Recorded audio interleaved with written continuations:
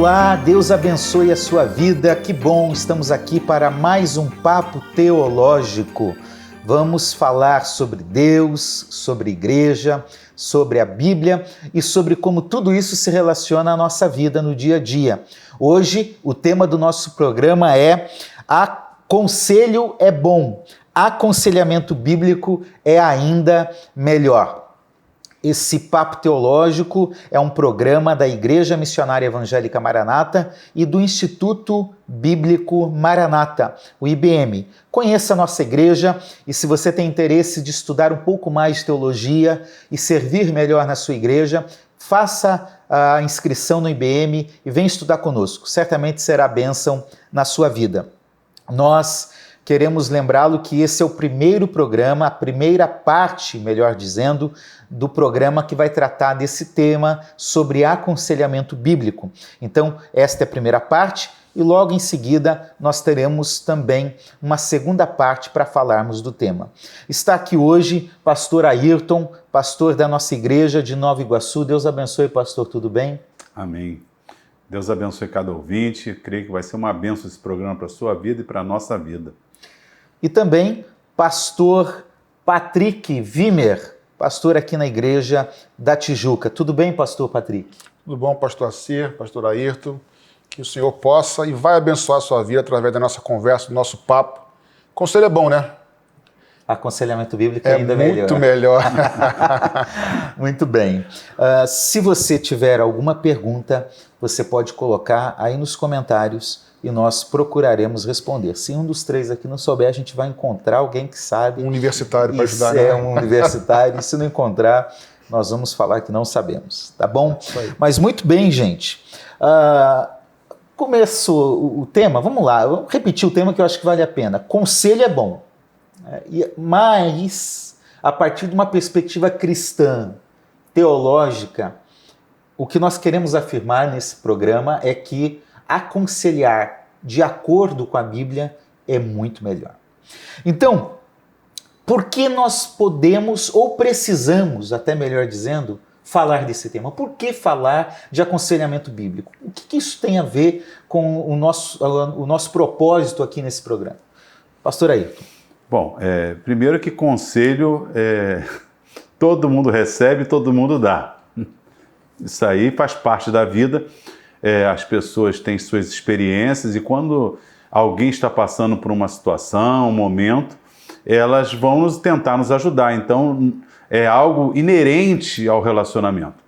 Agora, o aconselhamento bíblico é muito melhor porque ele está fundamentado não somente numa experiência de vida, mas naquilo que a palavra de Deus nos instrui. E olha que a palavra de Deus tem resposta para todas as áreas da nossa vida, financeira, emocional.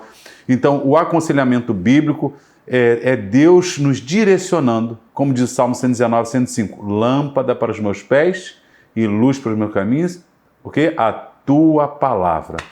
Então, aconselhamento bíblico é o próprio Deus nos direcionando nas nossas decisões. Na verdade, no dia a dia, a gente faz isso, né? Com o filho. Quem nunca deu um conselho ou não recebeu um conselho? As duas coisas. Quem nunca deu e recebeu um conselho.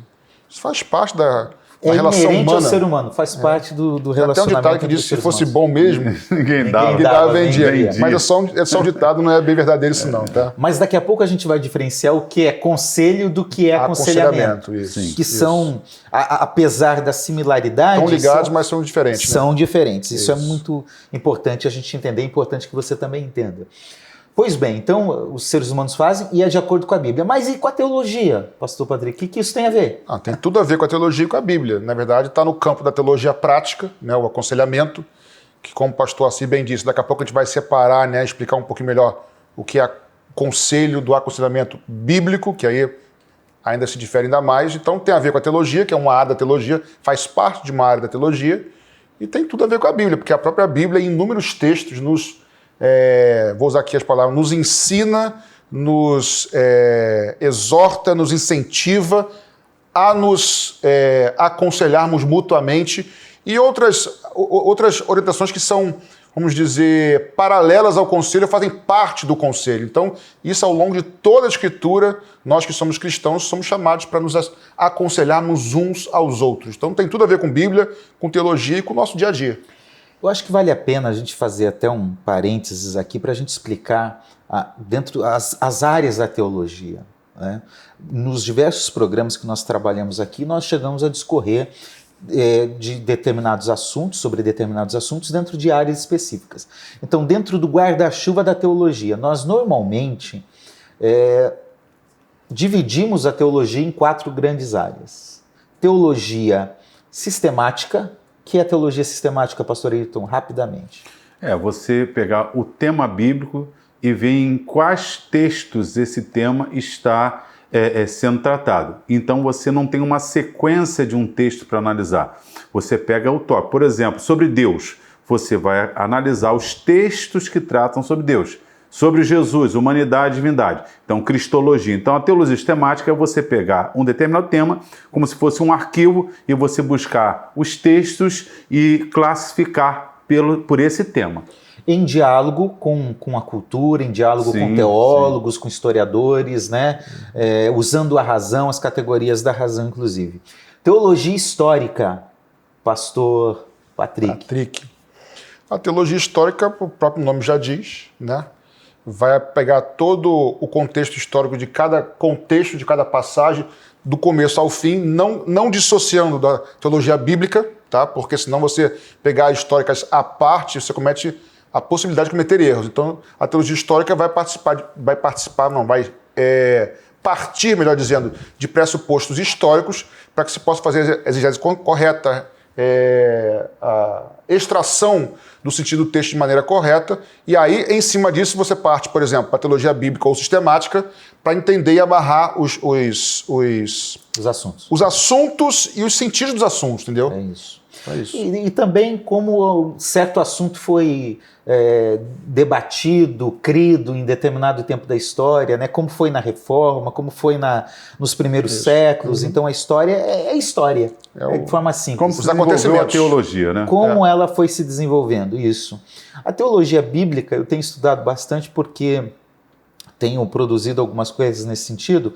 Ela procura, diferente da sistemática que vai olhando assuntos, né? Somando, categorizando, agrupando os assuntos, a teologia bíblica olha a Bíblia como um livro da história de Deus. Né? Então, qual é o tema que a Bíblia vai apresentando de forma geral?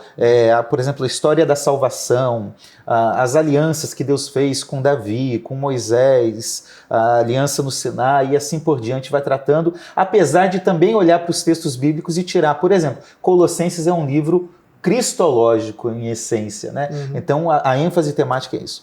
E aí a teologia prática, que é, de fato, o quê? Um de cada vez. Não, exatamente a efetividade da teologia na vida. Então a sistemática vai por tema, a bíblica vai caminhando a história como ela se desenvolveu, mas como essa teologia pode funcionar, se torna relevante na prática. Como pregar. Educação cristã. Sim. Essas áreas. E aí entra a área do aconselhamento bíblico, que também é uma disciplina prática. Muito bem. Então nós já entendemos aqui alguns pressupostos importantes do porquê falar sobre o assunto. Mas tem um aspecto que eu também acho importante. Por que nós vamos falar esse assunto? Porque nós somos igreja de Jesus. Né? E eu imagino que a igreja é o melhor ambiente para a gente poder tratar e aconselhar um ao outro. Vocês concordam com isso? O que vocês pensam? Concordo plenamente, até porque se tem relevância bíblica para quem faz parte da igreja, quem é com um irmão igreja e tem Bíblia como o livro manual de fé e prática, se é relevante biblicamente, precisa ser para nós também. Então, nós como comunidade, né, cristã, como, enfim, família, como irmãos em Cristo, como membros do corpo, é inseparável, indissociável o aconselhamento ou qualquer outra palavra que seja exortação, admoestação, conselho, mas isso faz parte do relacionamento do corpo de Cristo. Então, tem tudo a ver. Eu vivi isso na prática, porque a igreja, eu me converti aos 16 anos, ela tinha a juventude tinha uma conselheira. A nossa conselheira era uma senhora de 60 e poucos anos, que nós estávamos no ensaio cantando, ela ficava no cantinho, ela ficava orando pela gente, com uma experiência de vida maravilhosa, maravilhosa, assim, com uma mente brilhante, além de ser usada por Deus. Então, muitos dramas desses jovens, ela tinha sempre uma palavra de Deus para os nossos dramas. E outra coisa, não era só uma palavra de Deus, assim, o texto bíblico, tudo. Quantas vezes, só de saber que ela estava orando pela gente, ela ligava, ó, eu sei da situação, estou orando por vocês, aí dava um conselho. Um exemplo clássico, problema de família, como se comportar como filho. Ó, você respeita, olha o que a Bíblia diz sobre você respeitar a sua mãe, o seu Prático, pai. né? E aquilo gerava em nós o quê? O testemunho dela, junto com a sabedoria que Deus tinha dado, gerava em nós atitudes, porque a gente era incipiente em matéria de jovenzinho e tudo, a gente aprendeu muito pouco na sua família. Então, o aconselhamento de alguém mais experiente nessa convivência de igreja, para mim especificamente, Foi muito importante. Maravilhoso. É verdade. Legal. A igreja é um ambiente, vamos usar esse termo, é um ambiente terapêutico muitas vezes, né? É um ambiente que ajuda muito. Experiências que nós passamos, aliás, tem um princípio de Paulo em 1 Coríntios 1 que ele diz o seguinte, que nós podemos consolar com a consolação que nós recebemos. Né? E é verdade, quantas vezes alguém está passando um problema, um dilema na vida, um problema familiar, enfim, qualquer tipo de situação, e alguém já passou por aquilo e chega junto e fala, olha, eu sei o que é. É porque o corpo tem esse sentido de crescimento mútuo. Então, na igreja, se não é, deveria ser em muitos lugares, mas um lugar em que eu não procuro crescer somente. Eu preciso me preocupar com você, com meus irmãos, para ajudar você a crescer espiritualmente, emocionalmente, todos os aspectos, e você a mim, eu a outro. Então, assim, crescer junto como membros desse corpo, porque um membro só não cresce. Nós somos responsáveis uns pelos outros. Corresponsáveis somos. Corresponsáveis. Somos. Isso. Nós somos corresponsáveis. Somos. Bom, tá aí, entendemos a importância de falar sobre o tema. Agora, antes de falar o que é aconselhamento bíblico, de fato, vamos pensar o que não é aconselhamento bíblico, porque nesse caso é importante a gente entender o que não é, porque pode ocorrer algum tipo de confusão com outras áreas que são importantes, mas que podem trazer um conflito desnecessário. Então vamos entender o que não é aconselhamento bíblico. O que vocês acham? Em primeiro lugar, o que não é um aconselhamento bíblico? Não é necessariamente um gabinete pastoral. Até eu diria, não sei se eu vou dar um passo para frente, depois eu volto, que em um gabinete, como nós chamamos, para quem não está muito familiarizado, a gente chama de gabinete o momento que o pastor separa com alguém do rebanho, um irmão em Cristo, que precisa de ajuda para conversar e aconselhá-lo. Então pode ser que no gabinete haja esse aconselhamento, mas nem todo aconselhamento é necessariamente o gabinete pastoral. Então é bom separar isso aí, isso já é a primeira coisa, né? Sim, e aliás, como esse é um programa da Igreja Missionária Evangélica Maranata, nós queremos lembrar que gabinete pastoral na Maranata é prerrogativa do pastor, de fato. Né? Então, assuntos mais delicados, inclusive, a indicação é para o pastor mesmo. Para o pastor, que possivelmente terá uma melhor preparação para tratar o tema, para saber como lidar com a situação. Então é bom fazer essa distinção para que você entenda. Então, aconselhamento bíblico não é o que o pastor faz no gabinete, ainda que o gabinete, o que ele faz possa ter, e normalmente tem um processo de aconselhamento bíblico, correto? O que mais que a gente poderia falar sobre isso? Não é aconselhamento psicológico.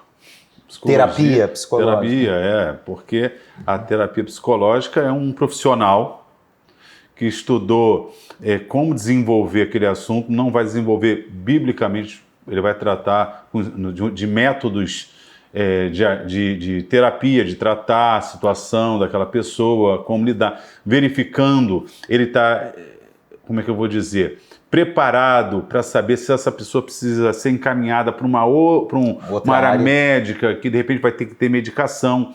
Não é um gabinete ou um aconselhamento bíblico, porque a nossa fonte vai ser as Escrituras Sagradas no relacionamento com o homem, com a convivência e sociedade. Aliás, nós queremos destacar aqui algumas coisas. Primeiro, a importância da vocação para qualquer profissão. Então, o psicólogo, a psicóloga, tem uma vocação para trabalhar com isso, que nós entendemos que também Deus permite, que Deus direciona e que tem muita importância dentro das realidades sociais que nós vivemos. Então, queremos ressaltar, por um lado, isso. Mas eu quero aqui até criar talvez uma polêmica. A questão é, eu vejo a história da igreja marcada por tendências de várias formas.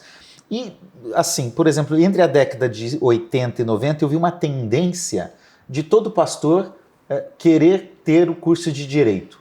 Então, muitos pastores fizeram isso. De repente, os pastores começaram a ir para a área de negócios, então, ter administração.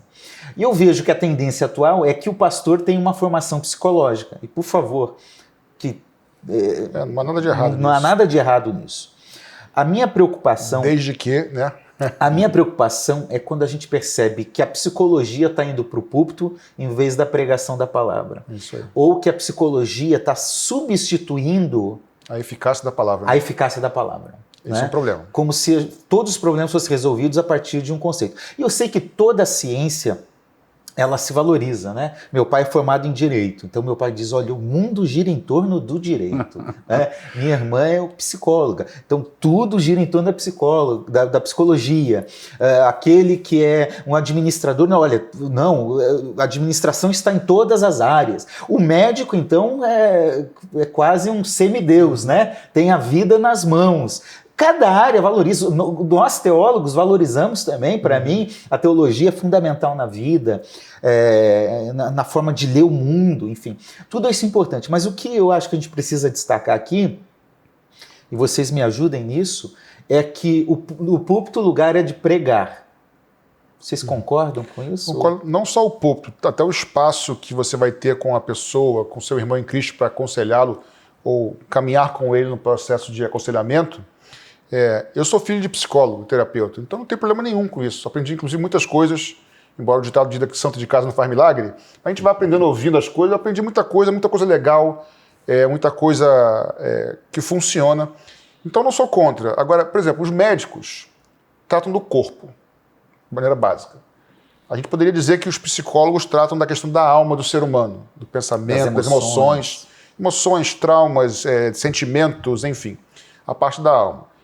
E aí alguns vão dizer que a Bíblia trata da parte espiritual. E não está errado. Só que eu vou além. Eu creio que a Bíblia trata do espiritual, da alma e do corpo. De forma completa. Com isso eu não estou dizendo que nós como cristãos, aliás, a nossa igreja é muito equilibrada nisso, se eu estou doente, eu devo orar a Deus, buscar o Senhor, mas Deus também no médico. Com certeza. Se eu estou com um problema, eu posso ir a um psicólogo, não é pecado, ninguém né? Mas... E, inclusive, temos bons psicólogos que são membros, pastores da nossa igreja. Exatamente, entendeu? Mas aí é cada área com o seu momento, como diria, a gente brinca, você acha que eu não ia falar, mas eu vou falar, cada um no seu quadrado. Olhei e já falei, será que ele vai falar? Vou falar, mas assim, cada um no seu quadrado, mas numa boa, sem crise, né? Acho que tem espaço para tudo. Agora, é óbvio que eu não colocaria medicina, psicologia e Bíblia. Colocaria medicina, psicologia e Bíblia acima, obviamente, sem desprezar. Então, no momento do aconselhamento, e daqui a pouco nós vamos destrinchar um pouquinho, mas não vou avançar nisso não, mas o norte não são estratégias psicológicas, não são estudos psicológicos, melhores que sejam, e sim a palavra de Deus, e a eficácia é maravilhosa para isso. Muito bem. Pastor Ayrton, o aconselhamento bíblico, ainda falando do que não pode acontecer independente da igreja local? Se ele pode acontecer independente da igreja local? Eu não sou membro da igreja, eu não estou aí, então eu vou ler aqui na Bíblia e vou dar algum conselho para alguém.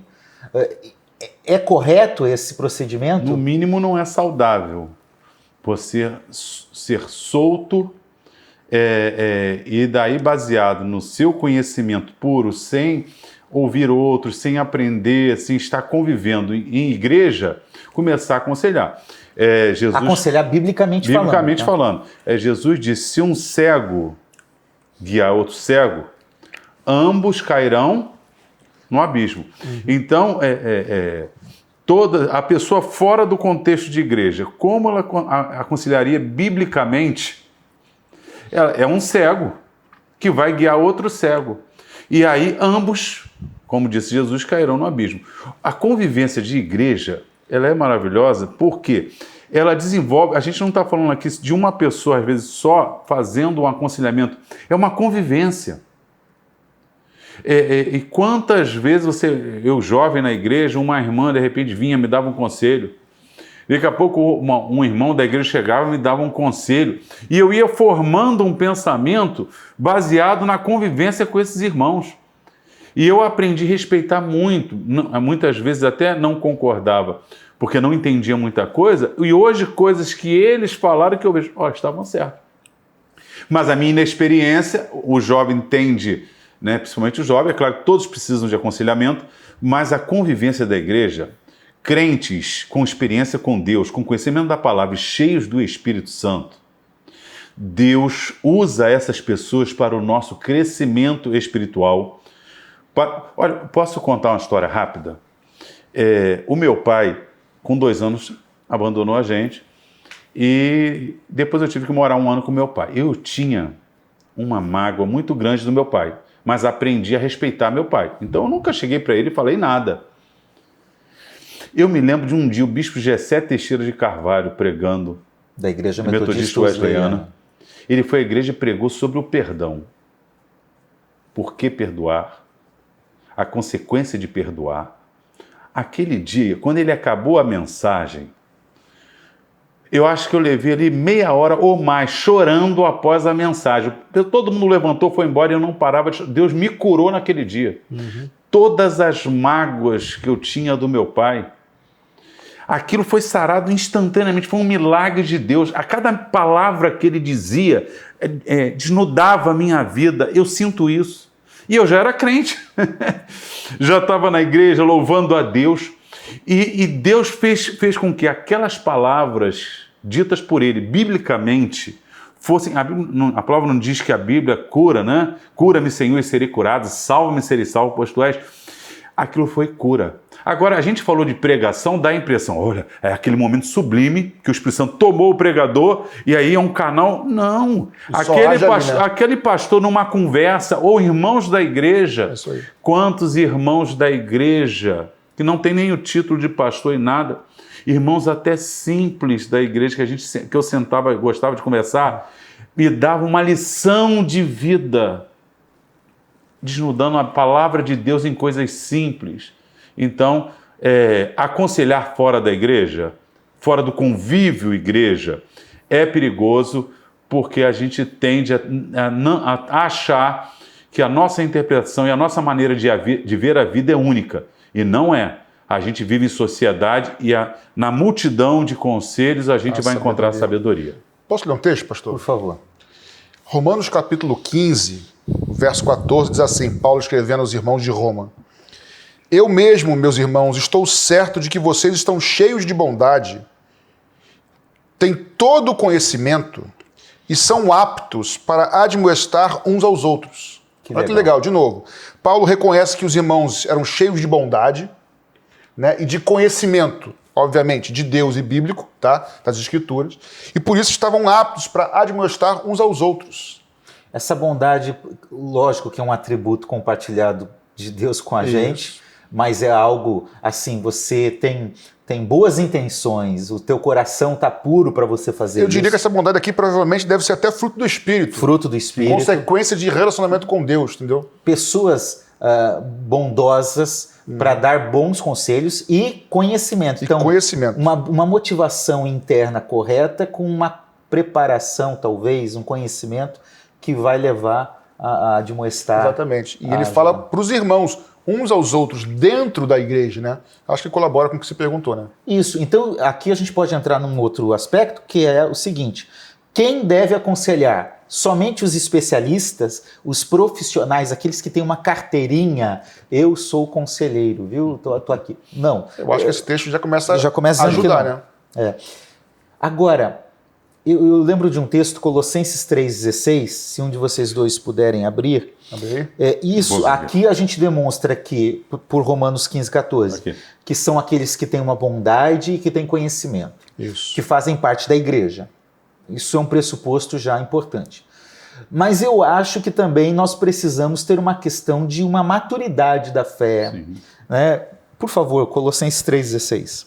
Diz assim: a palavra de Cristo habite em vós abundantemente, em toda sabedoria, ensinando-vos e admoestando-vos uns aos outros, com salmos, hinos e cânticos espirituais, cantando ao Senhor com graça em vosso coração. Esse é um texto muito bonito, né? Que a palavra de Deus habite em nós e que possamos instruir, aconselhar uns aos outros. Eu lembrei agora de um texto que, quando Paulo fala sobre os ministérios, parece que eu vou fugir do tema, mas não vou fugir não, tem sentido.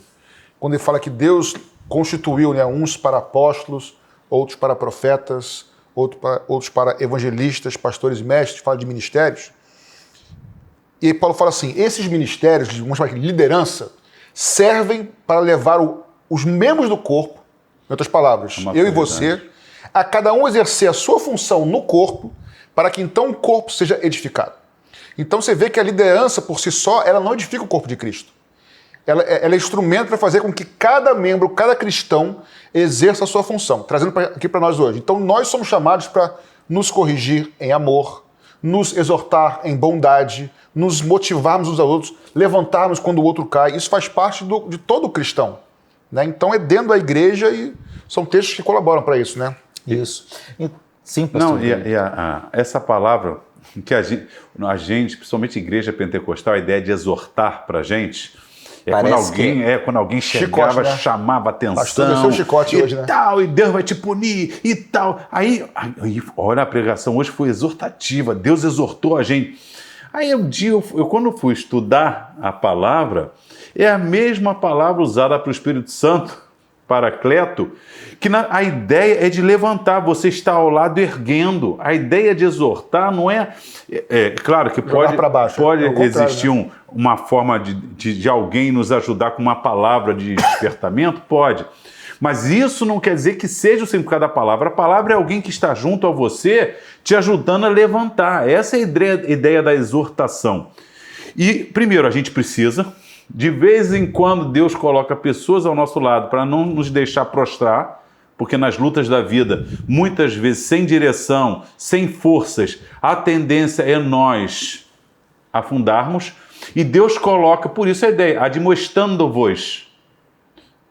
A ideia é legal que é no gerúndio, reparou isso já? É uma coisa constante, cara, um ajudando o outro, né? Exato, e olha que coisa, hoje eu estou ajudando você. Uma luta que você está passando, sei lá, um problema que você está passando no trabalho, alguma coisa, eu chego, tenho uma palavra de Deus, oro com você e te aconselho. Aconteceu isso quando eu era do banco, a pressão era grande e tal. Você não é do banco, mas de repente, é isso que eu estou passando. Aí eu passo uma espécie de... Amanhã, você... Inverte, eu estou numa outra luta, de repente estou com um problema no meu casamento, aí você vem, olha, a palavra de Deus diz assim, eu também, de todo casamento tem problema, eu vivenciei isso. Esse ambiente que não é de cobrança, de querer ver o outro, eu sou melhor, vou falar com ele que o meu casamento está melhor que o dele. A ideia não é essa. A ideia é de querer ver o outro bem, que restaurado emocionalmente, espiritualmente, socialmente, familiarmente. Então, é importante essa ideia nossa de compartilhar, de estar junto. Num momento, eu posso ser alguém, um bom conselheiro, um bom ouvinte, um bom participante. Mas todos nós precisaremos, em determinada área da nossa vida, de uma outra pessoa com palavras sábias, bíblicas, que nos direcionarão e nós veremos no futuro como aquelas palavras foram importantes nas nossas atitudes. Com base em Romanos e Colossenses que nós lemos, nós entendemos a importância da maturidade na fé, o conhecimento de Deus, a maturidade na fé. Isso, porém, não impede que seja uma dinâmica que toda a igreja possa participar, talvez assim, aqueles menos maduros na fé, com um pouco mais de limitação. Tem assunto que ele não vai conseguir instruir, mas serve para todos. Eu queria... Agora, reconhecer que não está apto é importantíssimo, né, pastor? Importantíssimo. Exatamente. Importantíssimo. Reconhecer isso. Olha, isso não é comigo, eu não consigo falar. Né? Importante. 1 Tessalonicenses, no final, no capítulo 5, Paulo vai dando algumas recomendações sobre como viver na igreja, como viver como igreja. E o versículo 14, eu acho que também nos ajuda, mostrando a importância de que toda a igreja ajude um ao outro, aconselhe um ao outro, apoie um ao outro, né? Então, o capítulo 5 diz assim, verso 14. Também exortamos vocês, irmãos, primeiro, que admoestem os que vivem de forma desordenada. 2, que consolem os que estão desanimados. 3, que amparem os fracos. Mas em todas as coisas, ele diz assim, sejam pacientes com todos. Ou seja, aquele que está fraco se trata de uma maneira.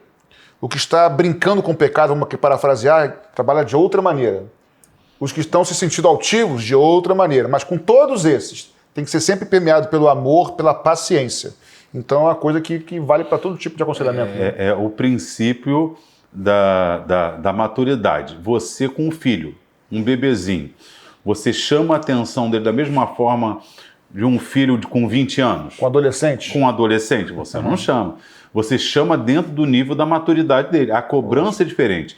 Então, até no aconselhamento, uma pessoa recém-convertida, ela vai chegar com dúvidas, questões da sua vida, que se você tentar aconselhá-la com a mesma maturidade, alguém de 20 anos, você vai dizer, a Bíblia diz assim, diz assim, diz assim. É uma linguagem que ela não vai entender, ela não está acostumada com os textos bíblicos assim. Então você vai ter que usar uma forma sábia de direcionar ela para que ela possa entender. Não adianta você chegar a fazer um discurso como se estivesse ensinando um adulto na faculdade, você queria dar uma aula para criança de 5 anos, sem querer viver no mundo dela. No princípio espiritual, a mesma coisa. Você vai ter que tentar baixar o nível. É o que Deus não faz isso com a gente?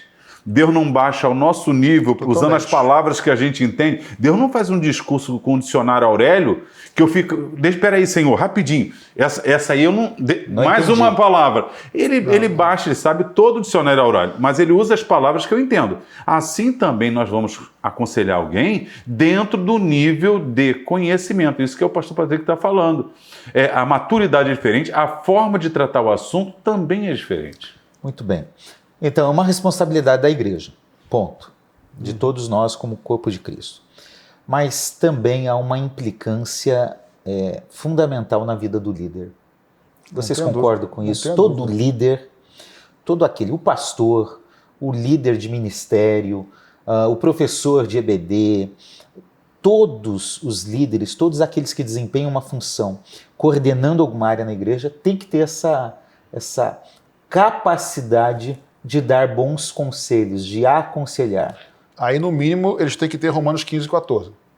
Bondade e conhecimento. No mínimo. Lógico, ele pode não ter tanto quanto a situação demande ali.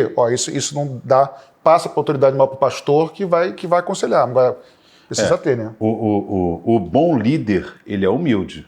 Exatamente. Se o indivíduo se torna líder, e ele tem um certo conhecimento, não é um conhecimento pleno. E de repente, uma pessoa que busca conversar com ele tudo, ele percebe que aquilo foge, porque é muito perigoso a gente achar que tem que ter resposta para tudo. Entendeu? Até como pastor mesmo, uma pessoa vem conversar, aquele assunto você sente dificuldade. Ou você conversa, estou com uma situação assim, assim, assim. De repente um outro pastor, ou até um irmão da igreja, olha, eu já vi isso acontecer. Então a gente precisa ter também humildade, perceber, buscar não só a graça de Deus, para Deus nos dar sabedoria, mas buscar também entender, inclusive nisso com relação às ciências, quanto mais conhecimento você tiver, mais vai ajudar, não é isso? Não é Bíblia, mas ajuda você também perceber. Você está aconselhando uma pessoa e percebe que o problema dela é um problema psíquico. Tem que mandar para o Não há, psicólogo. você está entendendo?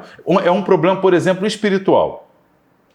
Você vê nitidamente que nada que você está conversando ela apreende, ela não ouve você, ela não assimila, e aí você vai ficar ali naquele aconselhamento que você percebe que não tem resultado.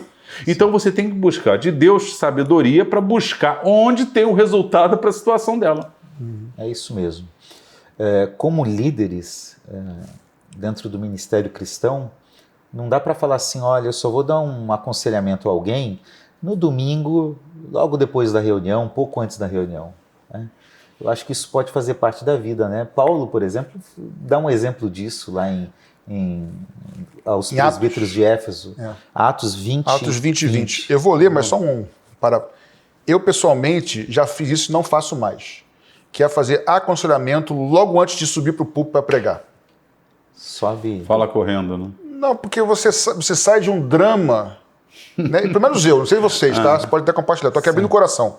Se, por exemplo, eu vou pregar às 7 horas, começar às 6, pelo menos uma hora antes eu tenho que parar de aconselhar, para ter tempo de...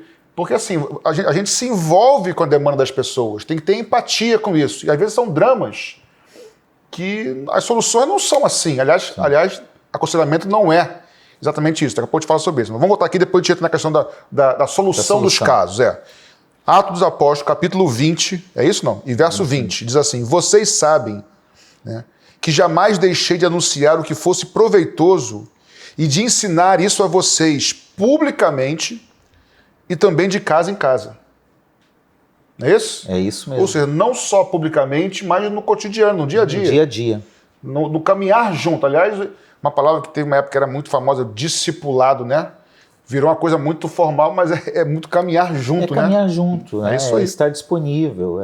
Porque às vezes a gente fala assim, ó, conte comigo, mas na hora que a pessoa precisa, não conta tanto, o famoso, aí, tudo bem? Torcendo para outro não falar que não está bem, né, cara? Mas entrando nesse aspecto, podemos dizer, então, que aconselhamento bíblico não garante solução para todos os problemas. Gostaria de dizer que soluciona, mas não é, obviamente. Não, o aconselhamento bíblico, ele é uma direção. Agora, depende também do aconselhado. Depende do porque eu já percebi que tem pessoas que te pedem um conselho, ou vários conselhos, né, um aconselhamento, e elas, na verdade, elas estão querendo apenas uma ratificação. Legitimar o comportamento. Exatamente. Então, elas vão chegar aí, principalmente o pastor, né? Porque quando o pastor confirma, não, faz isso, é assim, depois se der tudo errado, poxa, a culpa é do pastor. Eu falei com o pastor, ele mandou fazer assim. Até em coisas simples. Pastor, qual a melhor versão da Bíblia? Aí você tem a sua opinião, cada pastor. Aí a pessoa vai, pastor, li aquela versão, mas olha, esse versículo aqui, olha, quando a gente aconselha uma versão bíblica, você não está querendo dizer que aquela versão, ela é perfeita, é a mais correta, é aquela que você entende. Por exemplo, a Maraná, nós temos revista atualizada com um padrão. Tem coisas que eu gosto na revista atualizada, tem coisas que eu gosto na revista corrigida, ou gosto mais na outra, mas eu tenho que direcionar uma versão para a pessoa. E aí, eu estou falando que já aconteceu, a pessoa me pediu um conselho simples, que é qual Bíblia eu faço, não sei o quê. E daqui a pouco a pessoa acha que a versão está errada e ela vem a você, como se você tivesse causado um drama na vida dela porque indicou uma versão bíblica. Então, as pessoas que recebem o aconselhamento, elas vivem uns dramas e, às vezes, elas têm uns problemas nos seus psiques lá de como se relacionar com o aconselhamento. Na verdade, elas procuram um culpado para o que está dando errado. É isso. E assim, apesar de não garantir soluções, a gente pode dizer que aquele que está biblicamente capacitado com o conhecimento para tal, ele vai normalmente apontar caminhos para a mudança. Isso aí. Né? Não vai determinar, não vai falar tem que fazer isso. Ele vai, à luz das Escrituras, vai apontar um caminho que certamente vai precisar tratar algumas questões. Tem que ser melhor marido, melhor esposa, melhor filho, melhor pai, melhor mãe, melhor profissional, tem que melhorar aqui, né? Numa visão holística, nunca trata só a partir da fala da pessoa, mas sempre diante de todas as realidades da pessoa. Para a gente terminar essa parte aqui do que não é aconselhamento bíblico, podemos dizer que conselho não é aconselhamento bíblico? Podemos. O pastor Assir disse que... Pastor Assir? Pastor Ayrton. Pastor Ayrton disse que algumas pessoas vêm buscando um conselho, né, pastoral, principalmente, aconselhamento, mas, na verdade, no fundo, para ratificar os seus comportamentos, desejos. Existe esse grupo de pessoas.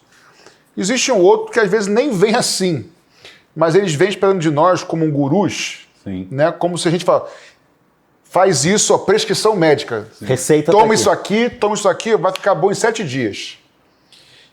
E não é isso aconselhamento bíblico. Mais do que dizer é isso, é mostrar o que você falou agora, o caminho. E nós temos as escrituras como norte, como instrução. Então, na verdade, um conselheiro, e aí nós nos assemelhamos aos psicólogos nesse sentido também, sem problema nenhum, nós não damos as soluções todas, ó, a solução é essa. E sim mostra o caminho para andar e sempre com respaldo bíblico, né? Então a gente tem que tomar cuidado com aquele que diz, olha, para resolver o teu problema, faça isso, isso, isso, isso. Como ordens e soluções enlatadas, né, prontas, ó, vai lá e é assim e vai resolver. Não é. O que eu posso entender da tua fala é que aconselhamento bíblico é um processo. Eu creio... Fala mais de você trazer para a pessoa princípios norteadores bíblicos para a vida diária dela, que naturalmente as coisas vão... se ela está com falta de paz, então se ela tiver mais tempo com Deus, de palavra, ela vai ter essa paz. Então assim, não é dar solução pronta. É fazer refletir sobre aquilo. O evangelho não é traga a pessoa amada em 3 dias. Graças a Deus. Hoje eu tô afiado, né? Não é, gente. Tô afiado hoje. Olha. Mas não é mágica o evangelho, gente. O evangelho é transformação de vida. E a solução está no processo de transformação. Existem coisas que o aconselhamento ele é mais eficaz. Por exemplo, Jesus disse, se você vai construir alguma coisa, primeiro faça os cálculos. Exatamente. Então, se uma pessoa vai se casar, se a pessoa está querendo montar um negócio, então você dá esse princípio bíblico, olha só, você sabe se você vai conseguir manter, quanto tempo vai manter, olha o que a Bíblia diz aqui, olha, faça os cálculos primeiro, para que depois a pessoa não diga, passe e diz, Então, isso depende o quê? Das atitudes da pessoa, mesmo assim prevendo que existe o mercado, que existem situações. Então, tá. Agora, por exemplo, em relacionamento, a Bíblia tem conselhos como uma esposa tratar o marido. Não é isso? Não ficar falando no ouvido, aquela coisa toda. Mas como o marido tratar a esposa. O marido tratar a esposa. Mas isso quer dizer que se a esposa cumprir todos aqueles requisitos, não ficar falando no ouvido, né, ganhar calado, esse marido vai... Não, ele não vai embora porque agora eu estou cumprindo. Aí é o conselho que você está dizendo. Olha só, faça assim que teu marido não vai embora. Isso é coisa de... faça o trabalho que seu marido não vai embora. A Bíblia... Quando é relacionamento que depende de atitude de outras pessoas, essa outra pessoa teria que querer também o aconselhamento bíblico e também estar disposta a ceder para que a coisa aconteça. Então, quando é algo que depende de mim e eu terei o resultado, é mais fácil que o meu conselho se cumpra. Agora, quando depende da decisão de outras pessoas... Aí nós diminuímos o índice de que aconteça, mas o princípio que nós estamos dando é o correto. O Provérbio 22, né? Ela ensina a criança no caminho que deve andar e anda quando for grande. Isso é um princípio. Quer dizer que em nenhum caso a criança... Não, mas você tem uma grande chance que se você ensinar corretamente... Instruí-la, aconselhar... Ela vai seguir. É isso aí. Esse é o princípio. Vamos lá, já definimos o que não é. Então vamos tentar entender o que é aconselhamento bíblico, e para isso eu quero ler uma definição que eu achei do Ministério Ler, e ele diz assim, de forma bem simples, eu vou ler e depois vocês podem comentar o que entendem sobre isso. Aconselhamento bíblico é colocar na mente do aconselhado a toda suficiente palavra de Deus para que haja mudança de mente e comportamento, visando a glória de Deus e o bem do aconselhado. Concordam, discordam? O que vocês pensam a partir disso? Eu concordo. A glória de Deus será sempre o fim de tudo que fazemos. Propósito maior da vida. Propósito maior. E o bem do aconselhado é porque Deus também tem interesse em que o aconselhado seja saudável. A Bíblia é a palavra de Deus, ela é apta para instruir, redarguir, corrigir em justiça. Então, o aconselhamento vai produzir que Deus seja glorificado, porque a sabedoria dele vai se manifestar nesse aconselhamento, e que essa pessoa receba, não é isso? O fruto daquilo que está recebendo. Então, por exemplo, eu me converti e aprendi a respeitar minha mãe e meu pai, independente do que fizessem. Deus foi glorificado porque passou a haver um testemunho. Por exemplo, minha mãe dizia que ela achava que eu era o único filho que tinha se perdido e eu fui o único que me salvei. Porque eu era o que mais aprontava. Ela achava que eu era caso perdido. Minha mãe encontrava com meus professores no colégio e pedia ajuda. Fulano, me ajuda com meu filho, aquela coisa toda. Aí, eu sendo aconselhado pelos irmãos na igreja, como lidar com as situações, o que aconteceu comigo? Deus foi glorificado e eu colhi o fruto daquilo que Deus fez na minha vida. Minha mãe, depois, nós sempre nos demos bem, mas eu respeitando, eu passei a cumprir o que eu me honrá-la. Eu pegava minha mãe para passear, coisa que antes eu não fazia. Eu chegava em casa a hora que eu queria, né? Então eu tive a honra pela palavra de Deus me direcionar como reagir e agir com a minha mãe, principalmente, que foi quem me criou. Eu colhi o fruto de uma convivência maravilhosa. A glória de Deus foi manifestada e a alegria de ver o fruto da comunhão minha com a da minha mãe, eu trago no meu coração até hoje. Bem, essa frase aqui era interessante porque, assim, acho que ela resume a questão do aconselhamento no sentido de mudança de mente, na verdade, né? E tem a ver com mudança de mente, modo de pensar diferente, modo de agir diferente, modo de caminhar em direção diferente. Então é mudança de postura. E é interessante porque diz sobre trazer, não vou dizer inculcar, mas é trazer para o aconselhado, para a pessoa, né? No caso nós estarmos aconselhando alguém, a palavra de Deus nos diz assim, como é que Deus... Por exemplo, eu trago um drama para você, é a minha visão do meu sofrimento do drama. Mas como é que Deus vê esse sofrimento, essa perda, essa tristeza? Qual é a perspectiva de Deus disso? De onde vem isso? Então ajudar a pessoa a entender isso, eu acho que é muito importante, porque aí a gente traz Deus para o centro de todas as coisas. Porque a solução é o próprio Senhor. E aí vai a questão da palavra de Deus, que a gente vai lançando a semente, instruindo, mostrando o caminho, e a pessoa, no final, é que decide. Né? É uma cosmovisão, ou seja, uma maneira de enxergar o mundo a partir do olhar de Deus. É teocêntrica, é Deus no centro. É teocêntrico. Por meio das Escrituras. Exatamente. Correto? Então, o foco do aconselhamento bíblico é Deus e o propósito dele para essa pessoa.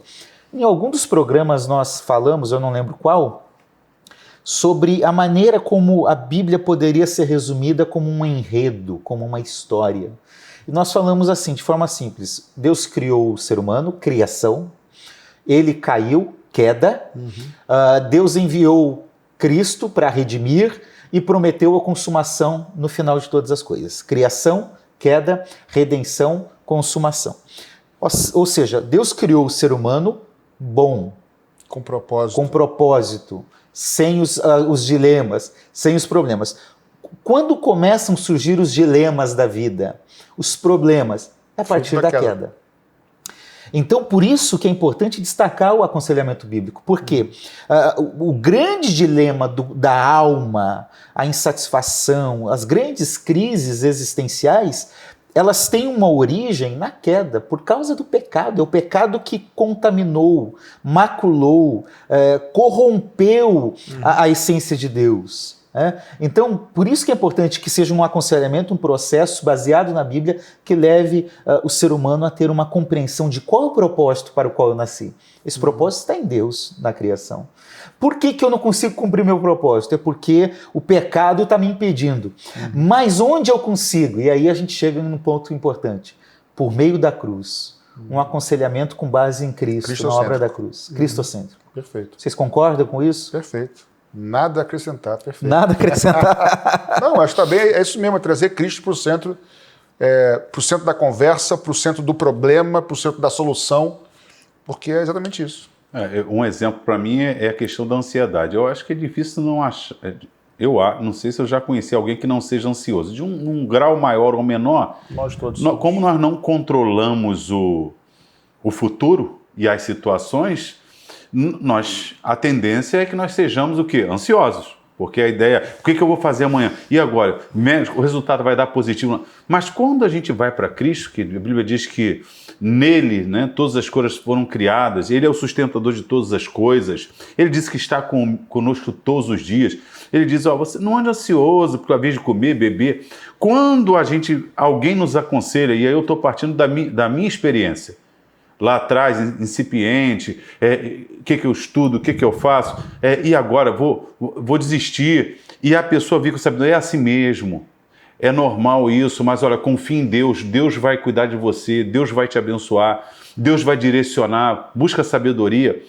E citando os textos da Bíblia, eu tenho comprovado que todos aqueles conselhos que na minha incipiência, quando eu me converti, eles foram maravilhosos e mudaram, foram para a glória de Deus, mas posso dizer uma coisa?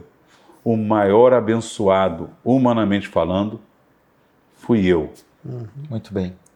Nós podemos perceber alguma coisa nesse sentido, é que por meio de Cristo, a obra de Cristo, a vida, a morte, a ressurreição de Cristo, constitui um paradigma para nós, principalmente porque Hebreus vai nos dizer que nós temos um sumo sacerdote que sabe o que é sofrer, que sabe o que é ser tentado, que sabe o que é ser tentado, mas não pecar, e que é sofrer. Vamos ser sinceros aqui, olhando para o texto bíblico, Cristo sofreu, e bem mais do que muitos de nós que às vezes apresentamos, olha, eu estou sofrendo. Cristo sofreu verdadeiramente a ponto de ir para a morte. Então, a cruz é importante, é o centro de tudo isso, porque Cristo sofreu, assim como nós também hoje passamos por um processo, um caminho de sofrimento. Então, quando a gente olha para a cruz, a gente é fortalecido nisso. Olha a importância do que você está falando com relação a um bom conselho, né? Algumas teologias diriam hoje assim, você está sofrendo, aí nesse ambiente dessa igreja é demônio. É demônio, é diabo. Que você não está dando dízimo. Vai reinar em vida, você não está dando dízimo. É cabeça agora vamos para o conceito bíblico. Assim como Cristo sofreu, você vai sofrer. Quem quiser me seguir, tome a sua cruz. Negue-se a si mesmo. Negue-se a si mesmo. No mundo tereis aflições. Olha, um bom conselho, porque a pessoa quando está passando a luta, ela muitas vezes se sente o quê? Deus me abandonou. A natureza humana é assim. Poxa, Deus pode tudo. Por que eu estou passando por isso? Quando você descortina nas Escrituras, eu vou mostrar para você o que aconteceu com João, com Paulo. E olha o que eles foram. Mas olha o que Jesus... Então, e o que te aconselharam aí não é bíblico. Por isso você está em crise existencial. Você está achando que você está passando isso porque está em pecado. Porque eu estou em pecado, eu estou desempregado. E muitas das vezes você está desempregado depois, no meio da pandemia, é porque não está rodando Uber, você trabalhava com Uber e ficou todo mundo em casa, agora que voltou. Então, a culpa não é do diabo. A culpa não é do diabo. É consequência de uma situação econômica que vivemos. Que se voltar atrás, né, uma pandemia, uma doença, fruto da queda. Para a gente concluir o nosso programa hoje, podemos resumir então que aconselhar biblicamente alguém é tentar ajudar alguém a identificar os seus problemas, a encontrar um caminho de resolver esses problemas à luz da Bíblia, à luz da vontade de Deus expressa na Bíblia, com o foco em Cristo, para que então as pessoas tenham paz com Deus, paz consigo mesmas e paz com o próximo. Será que fechamos por aqui? Eu acho que é perfeito. Só ratificar, não é retificar, é ratificar. Confirmar que assim, o conselheiro, e aí a gente está falando para os pastores no sentido das coisas mais graves, mas para todos os membros do corpo que se admoestam que tem que ser com base bíblica, não é o que eu acho, É isso. não é o que eu penso. Ah, mas eu acho isso. Achar, a gente acha um monte de coisa, não importa muito o que eu acho, importa qual é o caminho que a Bíblia nos dá. Isso é por isso que tem que ter a bondade e o conhecimento. Não ter capacidade, o bom servo, o líder, ele é humilde. Vou pedir, não consigo te ajudar, mas olha só, não, por exemplo, você me procurou, Assir, eu não consigo te ajudar, mas eu vou correr atrás De quem pode. quem pode te ajudar, cara. Muito bem. Entendeu? Muito bem, meus irmãos, nós estamos chegando ao final e depois de falarmos sobre o plano de Deus e como ele pode ser o caminho, o porto seguro para todos os dilemas da nossa vida, nós queremos orar com você e por você. Se você está passando por um dilema hoje, na sua vida, na sua família, em alguma área da sua vida, nós queremos pedir que Jesus, que é aquele que sempre está disposto a caminhar com a gente, a nos guiar o melhor caminho, para que ele venha ajudá-lo. Quero pedir ao pastor Ayrton para que conduza essa oração, por favor. Amém. Ó Deus, muito obrigado, Senhor, por tudo que nós conversamos. E eu te peço agora pelos irmãos queridos que estão nos ouvindo, pela nossa igreja. Te pedimos, ó Deus, que o Senhor derrame a tua sabedoria da tua palavra para que possamos aconselhar, primeiro, biblicamente, ou seja, não com a nossa cabeça, com os nossos conhecimentos, mas sujeitarmos, ó Deus, a nossa capacidade às Escrituras Sagradas. Cremos que ela é a revelação que nós precisamos para a nossa vida espiritual, emocional, nossa convivência. Então, abençoe, Senhor, a cada um. E se algum ouvinte está carente, ó Deus, de um conselho, ó Deus, sábio no momento de uma situação que está vivendo, nós pedimos, Senhor, coloca pessoas sábias na sua convivência, na sua igreja, para que possa, ó Deus, direcioná-los, para que ele possa então, ó Deus, tomar decisões, porque a decisão será sempre da pessoa, mas que ela possa ter, ó Deus, condições de tomar decisões pautadas em solo firme, que é a tua palavra. Nós entregamos tudo aos teus cuidados, em nome de Jesus. Amém. Amém. Amém, amém. Graças a Deus, que o Senhor Jesus possa trazer o consolo que você precisa. Esse é um programa da Igreja Missionária Evangélica Maranata e nós estamos aqui porque tem pessoas, os membros da nossa igreja, por fidelidade às ofertas e aos dízimos, têm contribuído para que esse programa possa ir ao ar e abençoar a sua vida. Então nós queremos honrar a Deus, louvar a Deus pela vida de cada um dos membros de nossa igreja. Também queremos convidar para que você visite uma de nossas igrejas ou também siga, ou não, e também siga as nossas redes sociais, se inscreva no canal do YouTube e siga a Igreja Maranata no Facebook e também no Instagram, também o Instituto Bíblico Maranata. Pode nos seguir, nós estamos em todas essas redes, tá certo? Nós terminamos hoje a primeira parte do programa tratando sobre aconselhamento bíblico. E vamos continuar. Conselho é bom, mas aconselhamento bíblico é ainda melhor. Gente, que Deus abençoe vocês. Deus abençoe, e até o próximo programa. Deus abençoe a todos. Deus abençoe. Deus abençoe.